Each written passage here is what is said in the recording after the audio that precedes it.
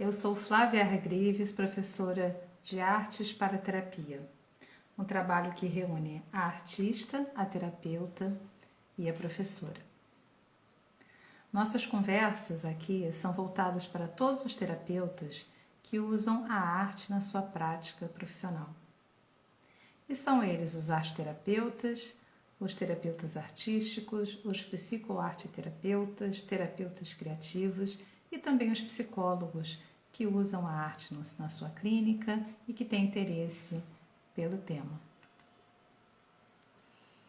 Então, estamos iniciando mais um Papo de Terça, o papo número 12, e hoje eu vou falar sobre a história da arte. Como terapeuta, a que perguntas a história da arte me ajudou a responder? E quem sabe poderá ajudar você também, né?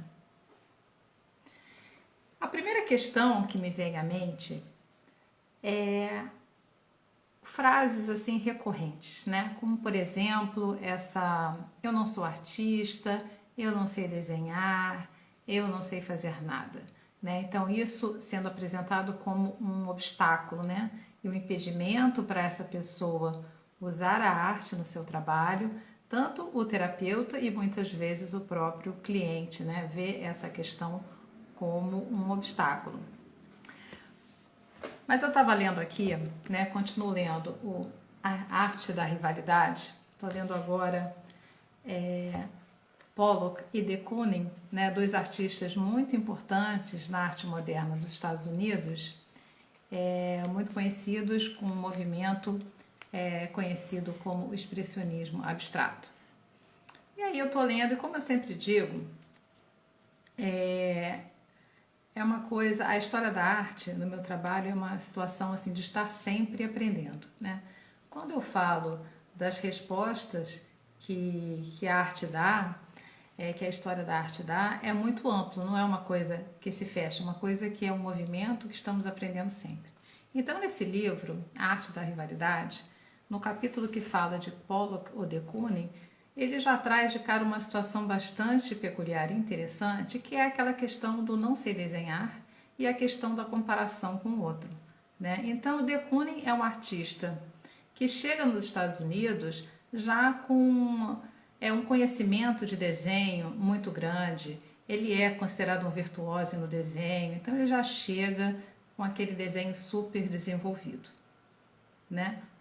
Enquanto Pollock, que tem dois irmãos que também estudam artes, o irmão mais velho, que queria ser artista e desenhava melhor do que ele, então o Pollock já era, por outro lado, aquele artista que sofria muito com essa frustração de uma dificuldade de adquirir essa habilidade com o desenho, né?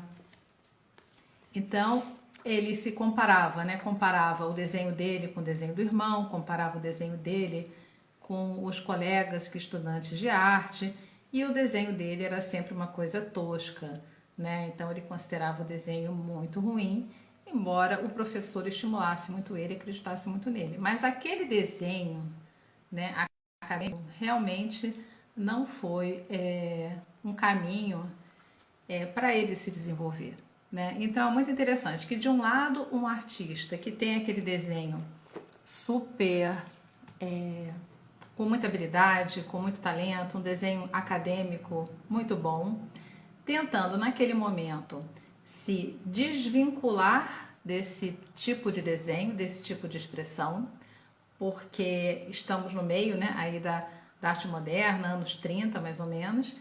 Então ele quer desconstruir todo aquele aprendizado de desenho, tudo aquilo que colocava ele, nossa, como o desenho dele é incrível, ele queria desconstruir tudo isso e descobrir um desenho espontâneo, um desenho novo, um desenho dele, né? E por outro lado, o Jackson Pollock com essa dificuldade com a habilidade do desenho. Não tenho habilidade para o desenho, não, por mais que eu me esforce, corra atrás, o meu desenho nunca está tão bom.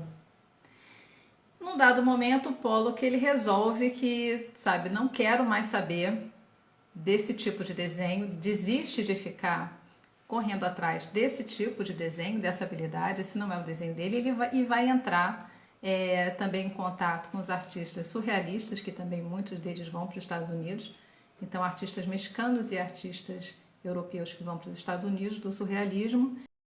E ele participa de laboratórios, experimentações de desenho espontâneo e ele vai descobrir um novo caminho e ele realmente consegue se tornar o artista, né, que ele foi, quando ele abandona essa situação de ficar correndo atrás desse desenho, desse aprendizado, desse bom desenho. Quando ele resolve que isso não é o caminho dele, ele se liberta e ele encontra uma linguagem própria.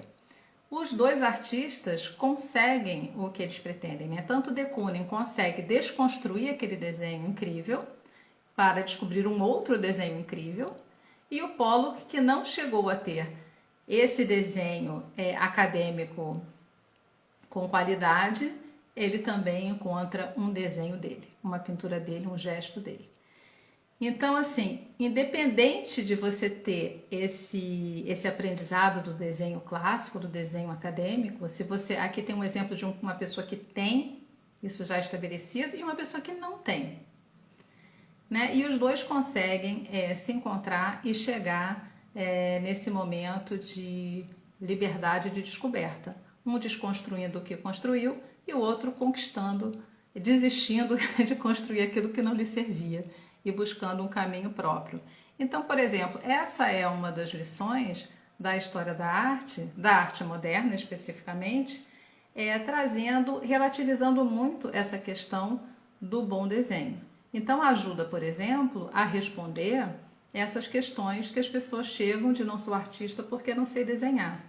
O que significa realmente isso? Que desenho é esse? Que parâmetro é esse para dizer se desenha ou não?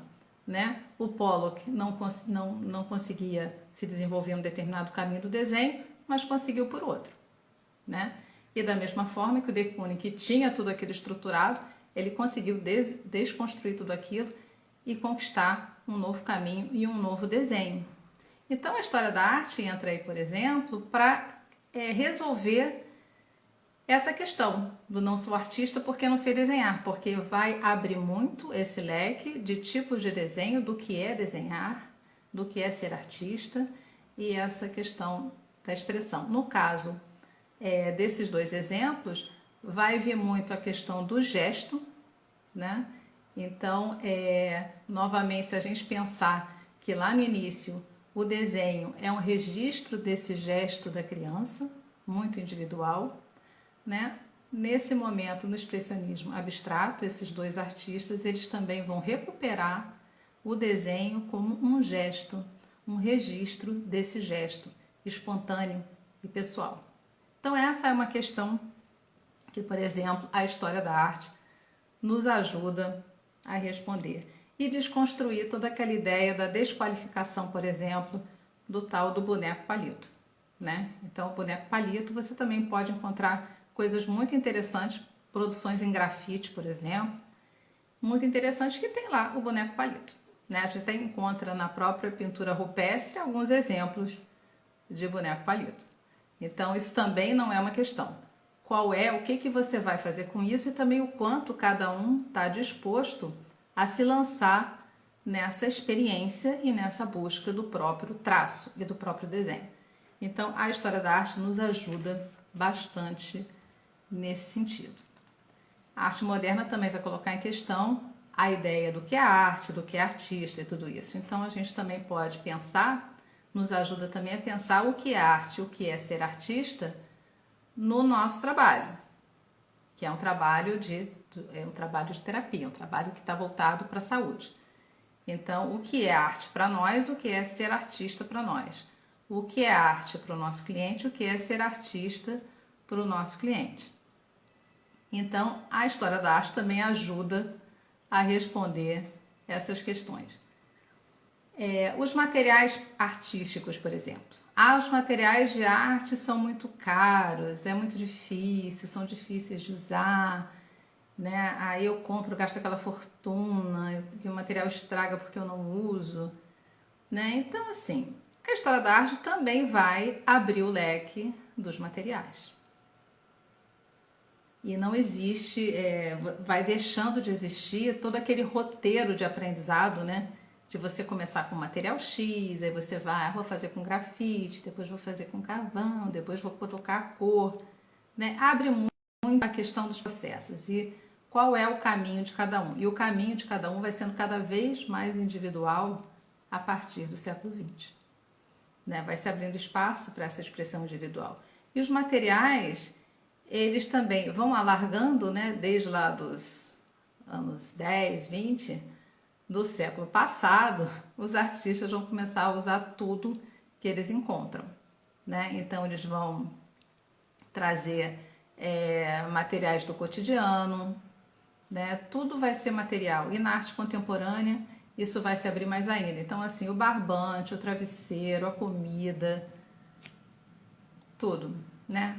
Os grãos de feijão, né? Tudo pode ser, o nosso cabelo, né? O cabelo que você cortou, tudo isso pode entrar como material de arte. Então, a história da arte também responde a essa questão de restrição de material, né? Se a gente pensar, por exemplo, nos movimentos de arte e nos estilos, né, como um modo de ser e estar no mundo, um modo de se expressar, né, um modo de se relacionar com a vida, um modo de se relacionar com o outro, um modo de contar uma história, né, e pensar que cada pessoa vai fazer isso a seu modo, mas esse modo com que as pessoas fazem tem alguns padrões, né? Então a gente pode ter uma pessoa que é mais descritiva, né? Vai contar uma história dando todos aqueles detalhes de tudo que viu, que o céu estava assim, a roupa estava assado, né? Outras pessoas vão contar uma história dizendo como se sentiram naquela situação, né? E por aí vai. Então esses estilos, esses modos de comportamento, de como as pessoas se expressam, falam de si, se relacionam com seus sentimentos, com as pessoas, com o ambiente, etc., a gente também encontra esses estilos e esses modos de expressão na arte. Então também pode ser bastante interessante você buscar na história da arte expressões que conversem com aquele estilo daquela pessoa. Né? Então, ela também vai nos ajudar nesse sentido, né? E entendendo processos, né? Porque quando a gente vai estudar a história da arte, a gente vai também entrar em contato com os artistas, com os processos criativos dos artistas. Então, especialmente quando a gente entra na arte moderna e mais ainda na arte contemporânea, o processo de fazer aquela obra vai ser algo bastante relevante. E o processo muitas vezes vai ser mais visível, né? Vai ser mais importante do que, por exemplo, a obra, né? A obra final, quer dizer, a obra é todo aquele processo. Né? Então, na terapia, a gente também vai pensar nisso, né? Aquilo que é produzido, a imagem, aquilo que é construído ali, ele é também um processo. Então, a história da arte, quando a gente vai chegando mais no contemporâneo, a gente vai percebendo aqueles processos criativos e aqueles processos acontecendo também ali naquele encontro terapêutico. Então, isso também vai nos ajudar a ver aquelas imagens, como é que a gente olha essa produção, como é que olha as hesitações, como é que a gente lida com isso. Então, a história da arte vai ajudar o terapeuta a ver aquele processo e aquelas imagens na perspectiva da arte e apresentar, muitas vezes, obras e processos da arte para o cliente podem ajudá-lo também no seu processo expressivo, de expressão no desenho, na pintura, na modelagem, pode desconstruir, por exemplo, muitos padrões que ele está preso, né? O bom é isso, o certo é isso, né? Então isso se dá tanto na imagem, no desenho, na pintura, mas também na nossa vida, né? Muitas vezes a gente tem um modelo que a gente acredita que aquele é o modelo bom, o certo, né? É aquele modelo de sucesso e a gente não se encaixa. Né? E isso vai acontecer na arte também. Então, todas essas imagens é como se a gente usasse as obras de arte, os artistas, os movimentos, os estilos, para estar falando dessas situações individuais, né? A gente tendo essa relação, né, de uma coisa com a outra, e a gente consegue falar sobre coisas às vezes muito difíceis indiretamente, trazendo uma obra de fora, né? Um artista que está falando sobre aquele tema, que está trazendo aquela situação. Uma coisa que eu também gosto de fazer por exemplo, eu tenho reproduções, né? Então eu selecionei 300 ou 400 obras, né, ao longo aí dos anos e fiz fotografias, foto 10 por 15 que você vai no laboratório e manda imprimir. Então fiz, né, para ter um formato padrão, fiz várias reproduções de obras, né, de vários estilos, de vários períodos da história da arte. E muitas vezes, num primeiro atendimento, por exemplo, eu mostro todas aquelas imagens, uma parte daquelas imagens, e peço para a pessoa escolher, né? O que te chama atenção, o que você gosta e tal. Então, selecionar uma ou algumas imagens, falar sobre elas, já vai estar falando muito dessa pessoa, né? Qual é o estilo, qual é o momento, quais são as cores, que obra essa pessoa escolheu, né? E aí você vai poder ver, por exemplo, de quando é aquela imagem, quem fez aquela imagem, qual foi o contexto daquela imagem. Mas uma coisa por exemplo, uma obra do Picasso em determinado ano, determinada situação e tal, e qual é a relação que a pessoa está estabelecendo com aquela imagem.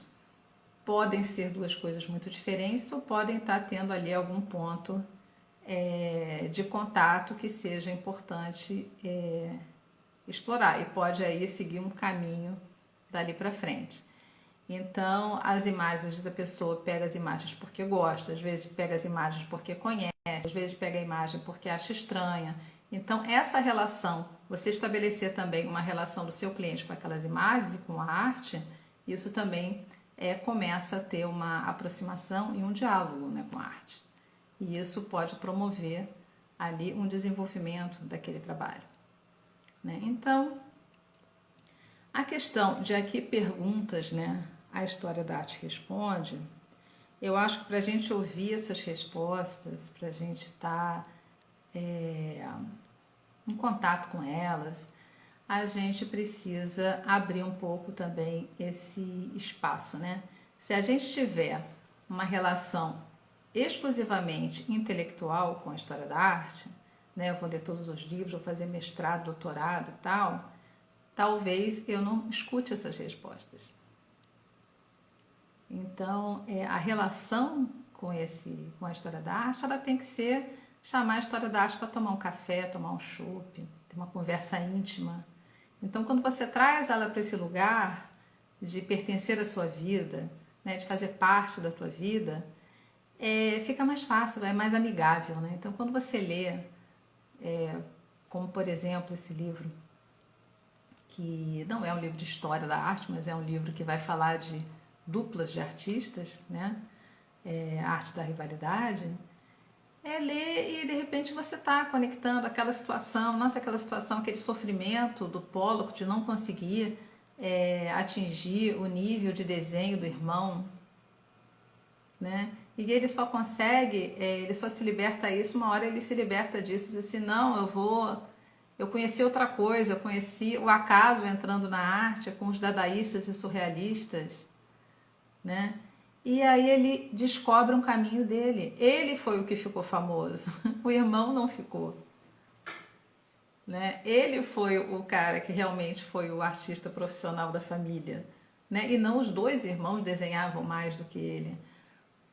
Então essa é uma situação que é interessante, né, da gente trabalhar. Quantas pessoas, né, que a gente recebe que estão presos num sistema aí de comparação, nunca vou atingir aquilo. E aí realmente, por exemplo, o Pollock não ia atingir o desenho de determinado, um desenho do de Kooning, por exemplo. Né? E quando ele desiste de tentar correr atrás disso, é quando ele encontra o caminho dele. né? Então, quantas vezes a gente está correndo atrás de uma coisa que não é para ser nossa mesmo? E isso não nos afasta, isso não afastou ele da arte. Isso, na verdade, pelo momento que ele estava vivendo, né, aquele momento da arte moderna, foi realmente o grande caminho, né, da arte naquele momento e para ele se tornar quem ele se tornou, né?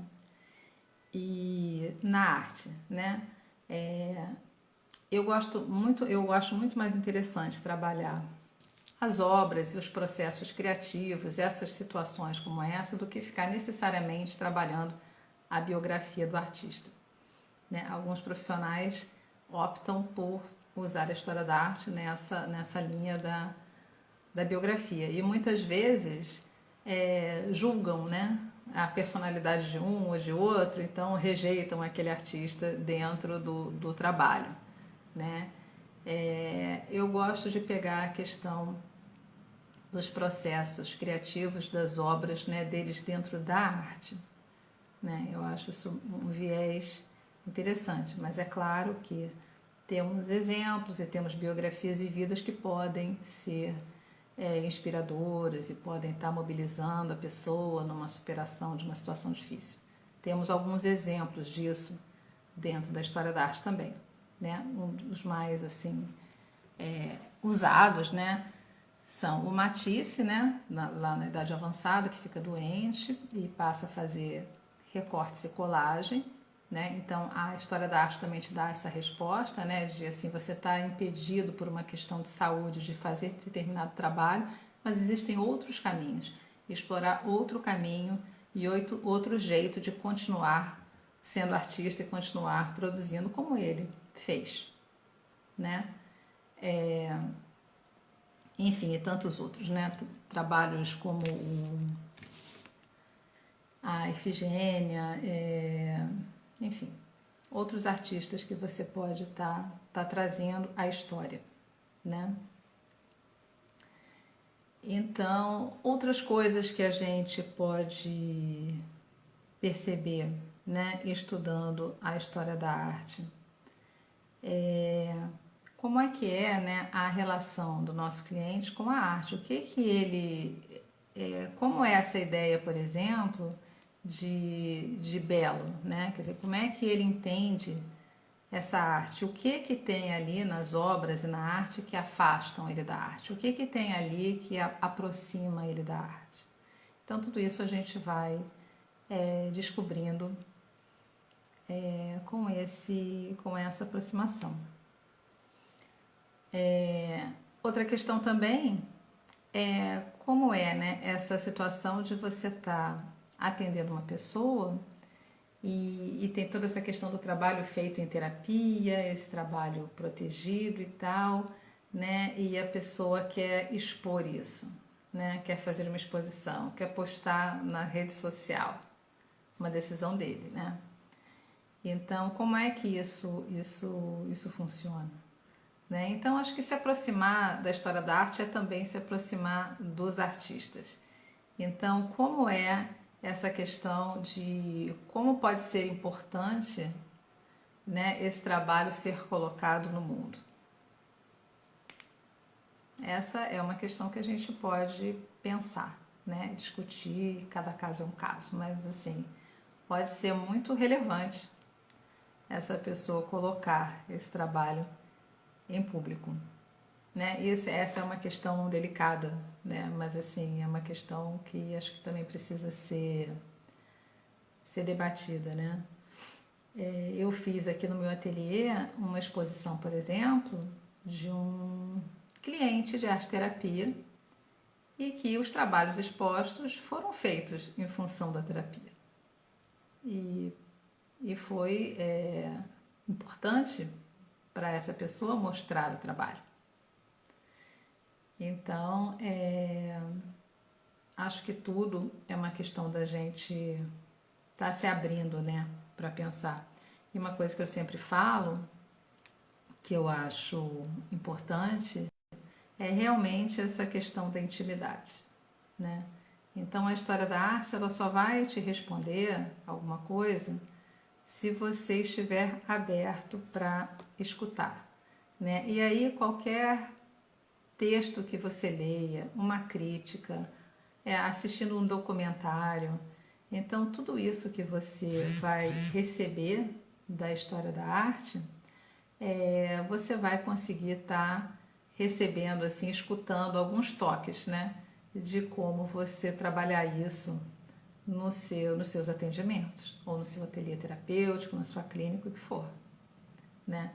Mas acho que a primeira, a resposta mais importante que a história da arte nos dá é justamente com essa amplitude, né, de expressões artísticas, relativizar muito essa questão do que é o desenho, o bom desenho, porque não existe um padrão de desenho, existe uma diversidade enorme de desenhos, né? E com certeza algum desses caminhos do desenho pode fortalecer, incentivar uma pessoa que se considera sem habilidade, né, para o desenho, se aventurar nesse desenho. Esse eu diria que é talvez um grande pulo do gato, você com essa abertura, você conseguir convidar, né, o seu cliente, encorajar o seu cliente a se expressar e a se expor ali na sessão, porque quando você começa esse trabalho e esse movimento, você se expõe de um jeito muito diferente do que num trabalho terapêutico que seja 100% verbal, né? Então ali entra um diferencial da arte, mas a pessoa tem que se sentir encorajada a se expressar, né? Nas imagens, na pintura, no que for. Esse não é o único ponto, evidentemente. A gente tem a questão do vínculo, a gente tem uma série de questões, mas também é importante que usar a arte também a favor, né? Colocando esses exemplos, né? Essas obras e esses artistas, de modo que a pessoa se sinta encorajada, né? A se jogar, né? Nesse mundo da produção de imagens.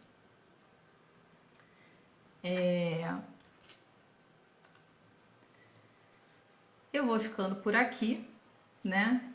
Eu quero saber a opinião de vocês sobre esses temas, né? Então, esse vídeo vai ficar gravado. Eu queria que vocês comentassem, colocassem as suas experiências e falassem alguma coisa para que eu possa responder, dar um retorno do que vocês acham sobre tudo isso.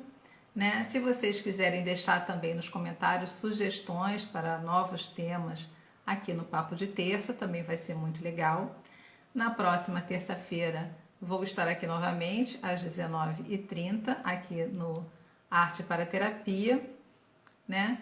Queria dar boa noite a todos e agradecer muito a participação. Se alguém quiser comentar alguma coisa ou fazer alguma pergunta, estou aqui para responder. Vocês podem deixar as perguntas e comentários aqui no vídeo, tá bom? Encontro vocês semana que vem, às 19h30. Beijo e boa noite.